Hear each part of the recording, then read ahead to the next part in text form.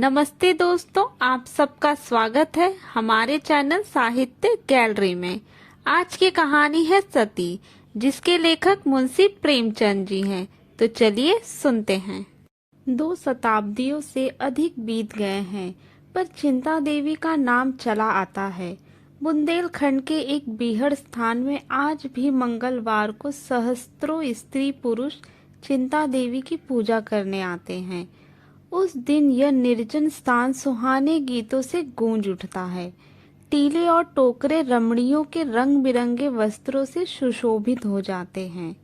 देवी का मंदिर एक बहुत ऊंचे टीले पर बना हुआ है। उसके कलश पर लहराती हुई लाल पताका बहुत दूर से दिखाई देती है। मंदिर इतना छोटा है कि उसमें मुश्किल से एक साथ 2 आदमी समा सकते हैं। भीतर कोई प्रतिमा नहीं है, केवल एक छोटी सी बेदी बनी हुई है। नीचे से मंदिर तक पत्थर का जीना है। भीड़ भाड़ में धक्का खाकर कोई नीचे ना गिर पड़े, इसलिए जीने की दीवारों दोनों तरफ से बनी हुई हैं। यही चिंता देवी सती हुई थी, पर लोक रीति के अनुसार वह अपने मृत पति के साथ चिता पर नहीं बैठी थी। उनका पति हाथ जोड़े सामने खड़ा था, पर वह उसकी ओर आंख उठाकर भी न देखती थी। वह पति शरीर के साथ नहीं, उसकी आत्मा के साथ सती हुई।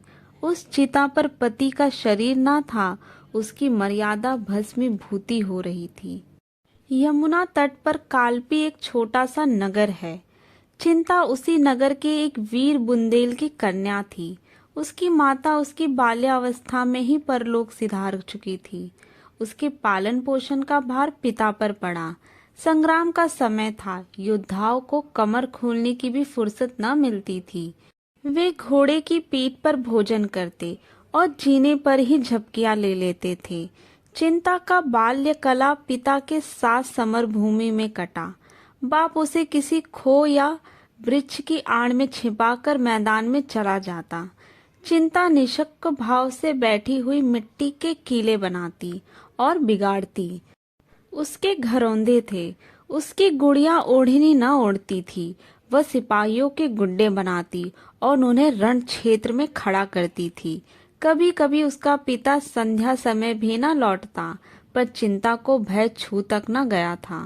निर्जन स्थान में भूखी प्यासी रात रात भर बैठी रहती। उसने नेवले और सियार की कहानियां कभी न सुनी थी। वीरों की कहानियां सुनी थी, और वो भी योद्धाओं के मुंह से। एक बार 3 दिन तक चिंता को अपने पिता की खबर न मिली। वह एक पहाड़ी की खो में बैठी मन ही मन एक ऐसा किला बना रही थी जिसे शत्रु किसी भांति जान न सके। दिन भर वह उसी किले का नक्शा सोचती और रात में उसी किले का स्वप्न देखती। तीसरे दिन संध्या समय उसके पिता के कई साथियों ने आकर उसके सामने रोना शुरू कर दिया। चिंता ने विमर्श होकर पूछा, दादाजी कहाँ हैं? तुम लोग क्यों रोते हो? किसी ने इसका उत्तर ना दिया। वे जोर से धाड़े मार मार कर रोने लगे। चिंता समझ गई कि उसके पिता ने वीर गति पाई। उस 13 वर्ष की बालिका की आंखों में आंसू की एक बूंद भी न गिरी। मुख जरा भी मलिन न हुआ, एक आह भी न निकली। हंसकर बोली, अगर उन्होंने वीर गति पाई तो तुम लोग रोते क्यों हो? योद्धाओं के लिए इससे बढ़कर और क्या ही हो सकता है? इससे बढ़कर उनकी वीरता का और क्या पुरस्कार मिल सकता है? यह रोने का नहीं, आनंद मनाने का अवसर है। एक सिपाही ने चिंतित स्वर में कहा, हमें तुम्हारी चिंता है, तुम अब कहाँ रहोगी? चिंता ने गंभीरता से कहा, इसकी तुम कुछ चिंता ना करो दादा, मैं अपने बाप की बेटी हूँ। जो कुछ उन्होंने किया वही मैं भी करूँगी। अपनी मातृभूमि को शत्रुओं के पंजे से छुड़ाने में उन्होंने प्राण दे दिए। मेरे सपने भी वही आदर्श हैं। जाकर अपने आदमियों को संभालिए। मेरे लिए एक घोड़ा और हथियारों का प्रबंध कर दीजिए। ईश्वर ने चाहा तो आप लोग मुझे किसी से पीछे ना पाएंगे, लेकिन यदि मुझे पीछे हटते देखना तो तलवार के एक हाथ से इस जीवन का अंत कर देना। यही मेरी आपसे विनय है। जाइए, अब विलंब ना कीजिए। सिपाहियों को चिंता के ये वीर वचन सुनकर कुछ भी आश्चर्य नहीं हुआ। हाँ, उन्हें यह संदेह अवश्य हुआ कि क्या ये कोमल बालिका अपने संकल्प पर दृढ़ रह सकेगी। 5 वर्ष बीत गए। समस्त प्रांत में चिंता देवी की धाक बैठ गई। शत्रुओं के कदम उखड़ गए। वह विजय की सजीव मूर्ति थी। उसे तीरों और गोलियों के सामने निशंक खड़े देखकर सिपाहियों को उत्तेजना मिलती थी। उसके सामने वे कैसे कदम पीछे हटाते। कोमल सी युवती आगे बढ़े तो कौन पुरुष पीछे हटेगा। सुंदर युवती के सम्मुख योद्धाओं की वीरता अजय हो जाती है। रमणी के वचन प्राण योद्धाओं के लिए आत्मसमर्पण के गुप्त संदेश हैं। उसकी एक चित वन कायरों में भी पुरुषत्व प्रभावित कर देती है। चिंता की छवि कीर्ति ने मनचले सुरमाओं को चारों ओर से खींच खींच कर उसकी सेना को सजा दिया। जान पर खेलने वाले भौरे चारों ओर से आ आकर इस फूल पर मंडराने लगे। इन्हीं योद्धाओं में रत्न सिंह नाम का एक युवक राजपूत भी था। यूं तो चिंता के सैनिकों में सभी तलवार के धनी थे, बात पर जान देने वाले, उसके इशारे पर आग में कूदने वाले, उसकी आज्ञा का पालन करने वाले, आकाश से तारे तोड़ लाने वाले। किंतु रत्न सिंह सबसे बड़ा हुआ था। चिंता भी हृदय में उससे प्रेम करती थी। रत्न सिंह अन्य वीरों की भांति अक्खड़, मुंहफट या घमंडी ना था। और लोग अपनी अपनी कीर्ति को खूब बढ़ा चढ़ाकर बखान करते। आत्म प्रशंसा करने में उनकी जबान न रुकती थी। वे जो कुछ करते चिंता को दिखाने के लिए। उनका ध्येय अपना कर्तव्य ना था, चिंता थी। रत्न सिंह जो कुछ करता शांत भाव से। अपनी प्रशंसा करना तो दूर रहा, वह चाहे कोई शेर ही क्यों ना मार आए, उसकी चर्चा तक न करता। उसकी विनयशीलता और नम्रता संकोच की सीमा से भिड़ गई थी। औरों के प्रेम में विलास था, पर रत्न सिंह के प्रेम में त्याग और तप। और लोग मीठी नींद सोते थे, पर रत्न सिंह तारे गिन गिन कर रात काटता था। और सब अपने दिल में समझते थे कि चिंता मेरी होगी। केवल रत्न सिंह निराश था, और इसलिए उसे किसी से न द्वेष था न राग। औरों को चिंता के सामने चहकते देखकर उसे उसकी वाक्यपटुता पर आश्चर्य होता। प्रति क्षण उसका मन निराश हो जाता। कभी कभी वह अपने भोंदेपन पर झुंझलाता। क्यों ईश्वर ने उसे उन गुणों से वंचित रखा जो रमणियों के मन को मोहित करते हैं। उसे कौन पूछेगा, उसकी मनोदशा कौन समझेगा। पर वह मन में झुंझलाकर रह जाता था। दिखावे की उसकी सामर्थ्य ही ना थी। आधे से अधिक रात बीत चुकी थी। चिंता अपने खेमे में विश्राम कर रही थी। सैनिक गढ़ भी कड़ी मंजिलें मारने के बाद खूब खा पी कर काफिल हो पड़े थे। आगे एक घना जंगल था। जंगल के उस पार शत्रुओं का एक दल घेरा डाले बैठा था। चिंता उसके आने की खबर पाकर भागा भाग चली आ रही थी। उसने प्रातःकाल शत्रुओं पर धावा करने का निश्चय कर लिया था। उसे विश्वास था कि शत्रुओं को मेरे आने की खबर न होगी, किंतु यह उसका भ्रम था। उसी की सेना का एक आदमी शत्रुओं से मिला हुआ था। यहाँ की खबरें वहां पहुंचाता था। उन्होंने चिंता से निश्चिंत होने के लिए एक षड्यंत्र रच रखा था। उसकी गुप्त हत्या करने के लिए 3 साहसी सिपाहियों को नियुक्त किया गया था। वे तीनों पशुओं की भांति दबे पांव जंगल को पार करके आए और वृक्षों की आड़ में खड़े हो गए और सोचने लगे कि चिंता का खेमा कौन सा होगा। सारी सेना बेखबर सो रही थी। इससे उन्होंने अपने कार्य की सिद्धि में लेश मात्र संदेह न किया। वे वृक्षों की आड़ से निकले और जमीन पर मगर की तरह रेंगते हुए चिंता के खेमे की ओर चले। सारी सेना बेखबर सोती थी। पहरे के सिपाही थक कर चूर हो जाने के कारण निद्रा में मग्न थे। केवल एक प्राणी खेमे के पीछे मारे ठंड के सिकुड़ा हुआ बैठा हुआ था। यही रत्न सिंह था। आज उसने यह कोई नई बात न थी। पहाड़ों में उसकी रातें इसी भांति चिंता के खेमे के पीछे बैठे बैठे कटती थी। घातकों की आहट पाकर उसने तलवार निकाल ली और चौंक कर उठ खड़ा हुआ। देखा 3 आदमी झुके हुए चले आ रहे हैं। अब क्या करे? अगर शोर मचाता है तो सेना में खलबली पड़ जाए और अंधेरे में लोग एक दूसरे पर वार करके आपस में ही कट मरे। इधर अकेले 3 जवानों से भिड़ने में प्राणों का भय था। अधिक सोचने का मौका ना था। उसने तुरंत तलवार खींच ली और उन तीनों पर टूट पड़ा।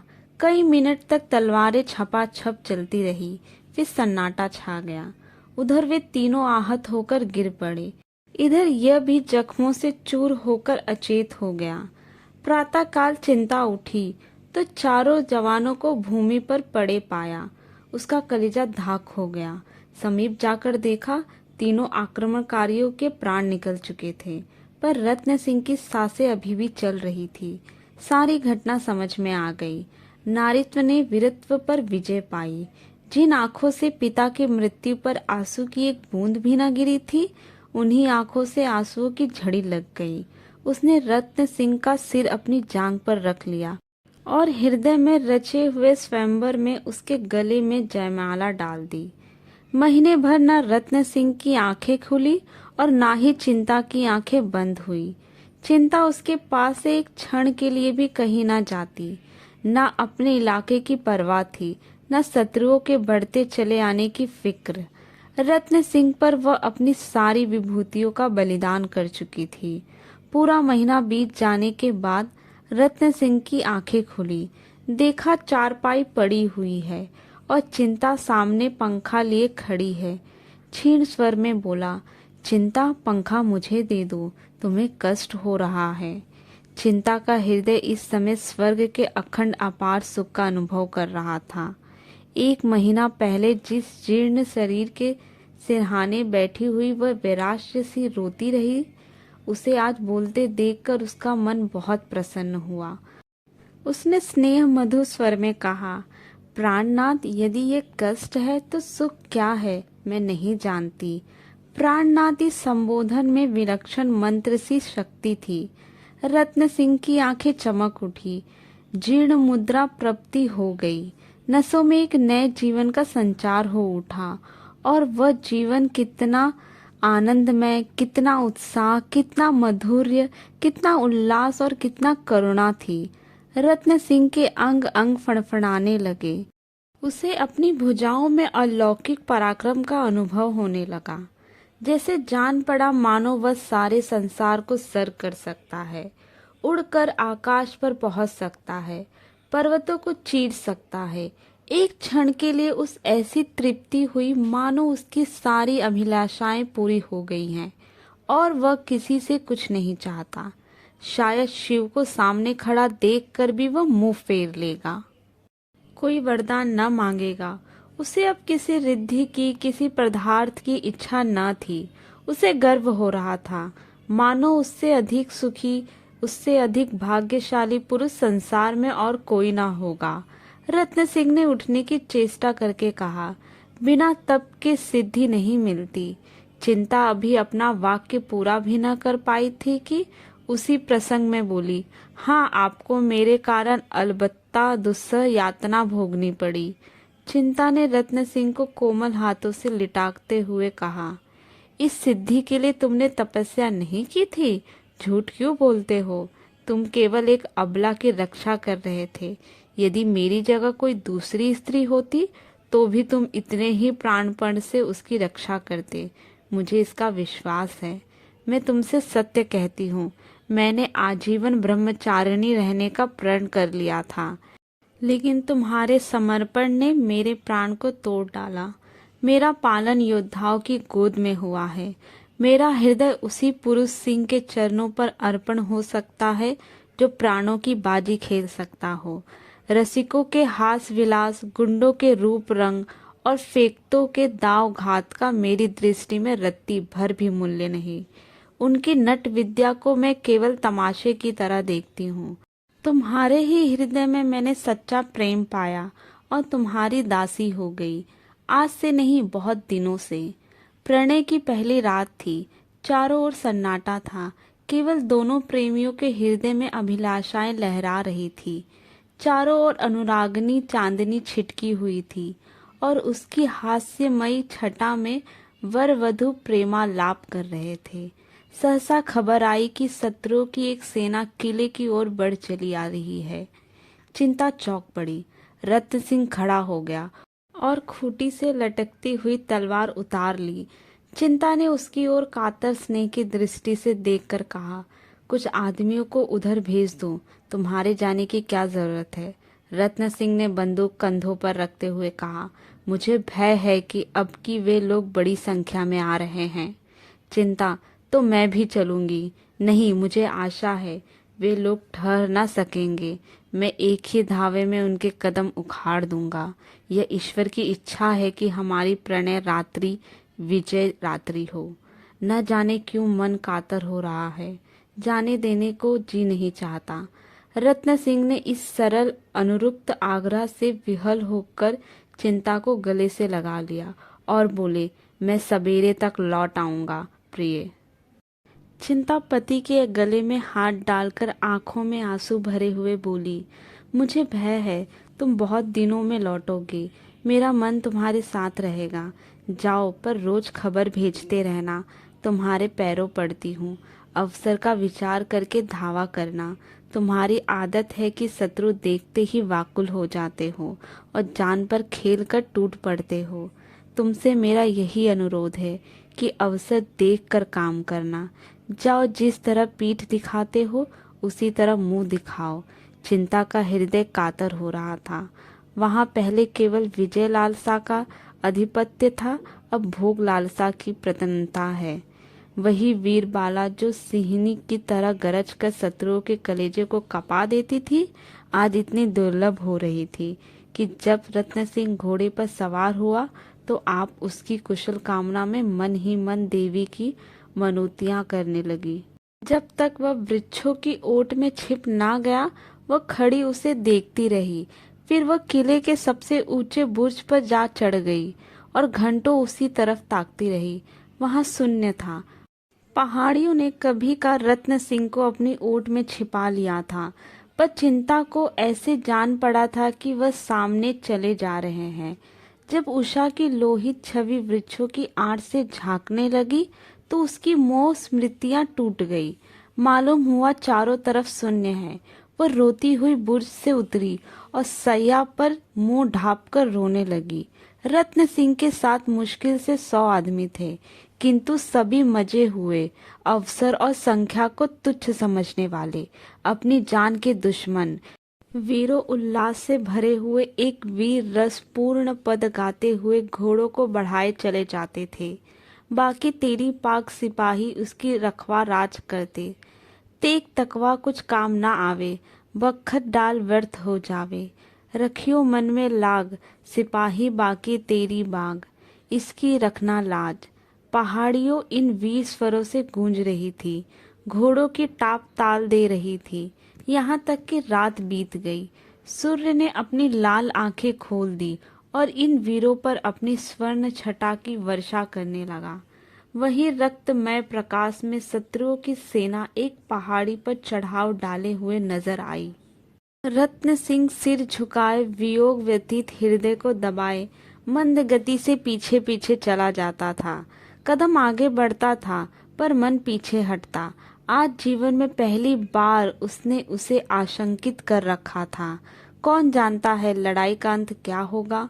जिस स्वर्ग सुख को छोड़कर वह आया था, उसकी स्मृतियां रह रहकर उसके हृदय को महसूस कर रही थी। चिंता की सजल आंखें याद आती थी और जी चाहता था घोड़े की रास पीछे मोड़ दे। सहसा एक सरदार ने समीप आकर कहा, भैया यह देखो, ऊंची पहाड़ी पर शत्रु डेरे डाले पड़े हैं।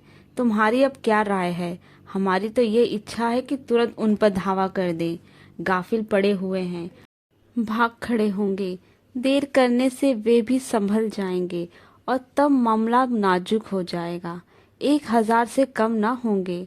रत्न सिंह ने चिंतित नेत्रों से शत्रु दल की ओर देखकर कहा, हाँ मालूम तो होता है।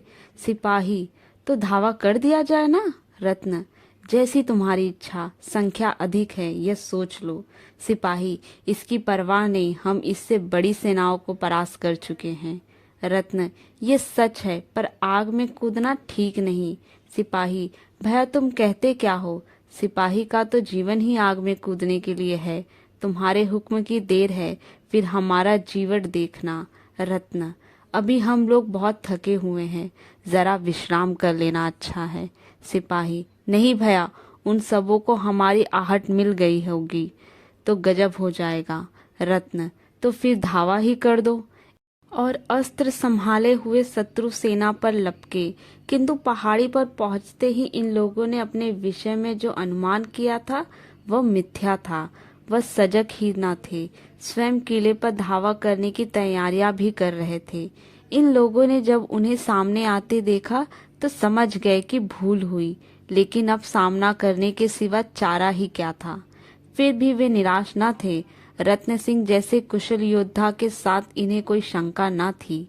वह इससे भी कठिन अवसरों पर अपने रण कौशल से विजय लाभ कर चुका था। क्या आज वह अपना जौहर न दिखाएगा? सारी आंखें रत्न सिंह को खोज रही थी, पर उसका वहां कहीं पता न था। कहाँ चला गया ये कोई न जानता था, पर वह कहीं नहीं जा सकता। अपने साथियों को इस कठिन अवस्था में छोड़कर वह कहीं नहीं जा सकता, संभव ही नहीं। अवश्य वो यही है और हारी हुई बाजी को जिताने की कोई युक्ति सोच रहा है। एक क्षण में शत्रु इनके सामने आ पहुंचे। इतनी बहुसंख्यक सेना के सामने ये मुट्ठी भर आदमी क्या कर सकते थे? चारों ओर से रत्न सिंह की पुकार होने लगी। भैया, तुम कहाँ हो? हमें क्या हुक्म देते हो? देखते हो वे लोग सामने आ पहुंचे, पर तुम अभी मौन खड़े हुए। सामने आकर हमें मार्ग दिखाओ, हमारा उत्साह बढ़ाओ। पर अब भी रत्न सिंह न दिखाई दिया। यहाँ तक कि शत्रु दल सिर पर आ पहुंचा और दोनों दलों में तलवारें चलने लगी। बुंदेलों ने प्राण हथेली पर लेकर लड़ना शुरू किया, पर एक को एक बहुत होता है, 1 और 10 का मुकाबिल क्या है।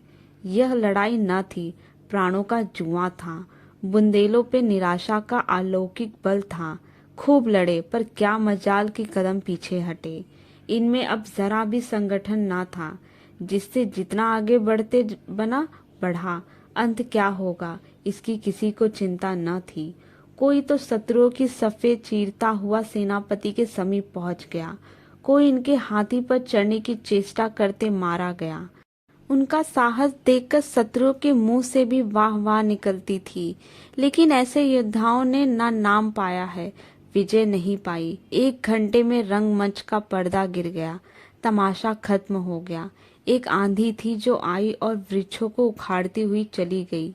संगठित रह करके ये मुट्ठी भर आदमी दुश्मनों के दांत खट्टे कर देते, पर जिस पर संगठन का भार था उसका कहीं पता ही ना था।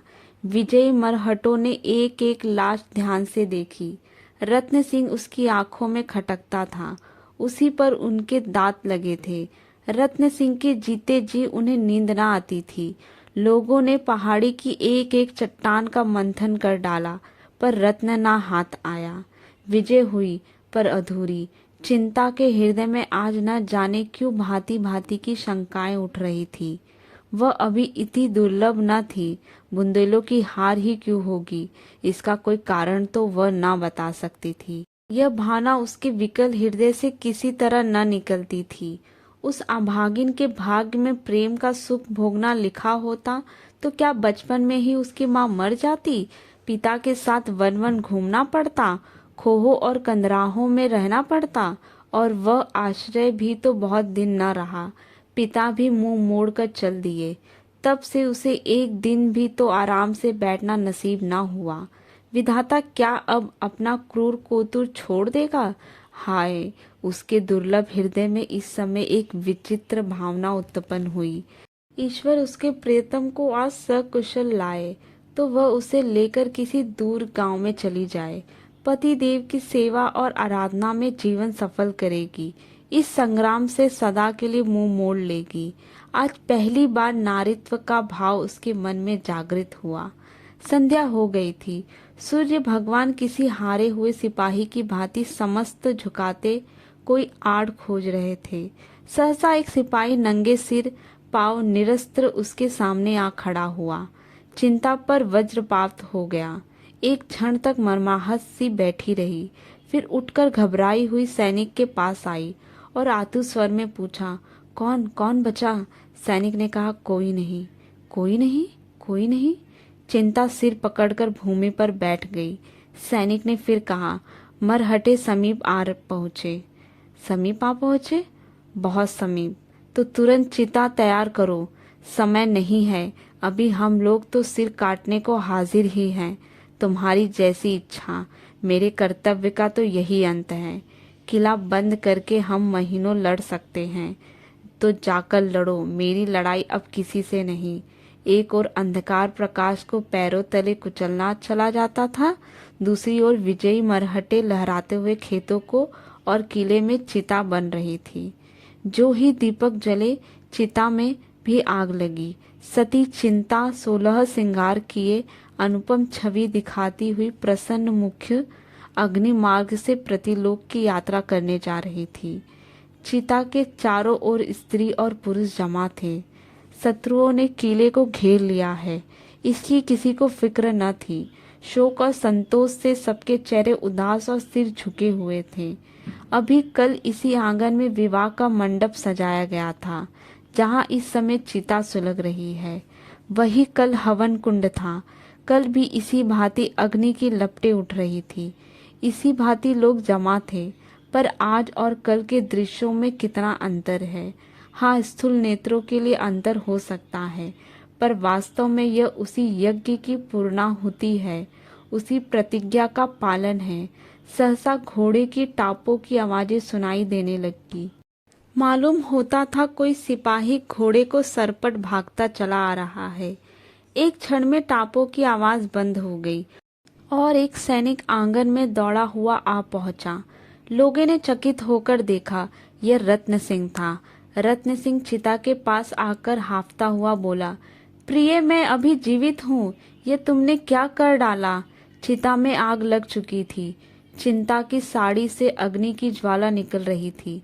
रत्न सिंह उन्मत्त की भांति चिता में घुस गया और चिंता का हाथ पकड़कर उठाने लगा। लोगों ने चारों ओर से लपक लपक कर चिता की लकड़ियां हटानी शुरू कर दी, पर चिंता ने पति की ओर आंख उठाकर भी न देखा, केवल हाथों से उसे हट जाने का संकेत किया। रत्न सिंह सिर पीटकर बोला, हाय प्रिय, तुम्हें क्या हो गया है? मेरी ओर देखती क्यों नहीं? मैं तो जीवित हूँ।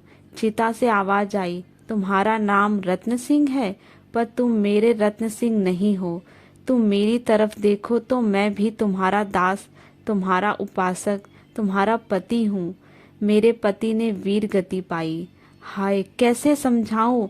अरे लोगों, किसी भांति अग्नि शांत करो। मैं रत्न सिंह ही हूँ।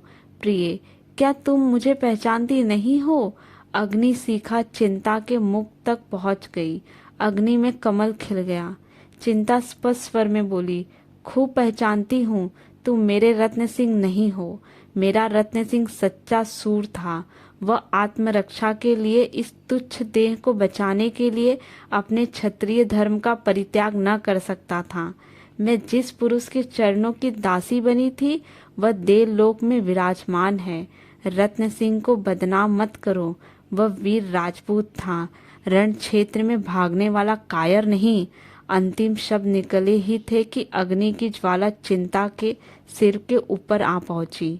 फिर एक क्षण में वह अनुपम रूप राशि, वह आदर्श वीरता की उपासिका, वह सच्ची सती अग्नि राशि में विलीन हो गई। रत्न सिंह चुपचाप हतबुद्धि सा खड़ा रहा और शोक दृश्य दिखाता रहा। फिर अचानक एक ठंडी सांस खींचकर उसी चिता में कूद पड़ा। अगर आपको ये कहानी अच्छी लगी हो तो हमारे चैनल साहित्य गैलरी को लाइक एंड सब्सक्राइब कर सकते हैं। ऐसे ही हिंदी कहानियों के लिए आप हमारे चैनल साहित्य गैलरी पे बने रहिए। धन्यवाद।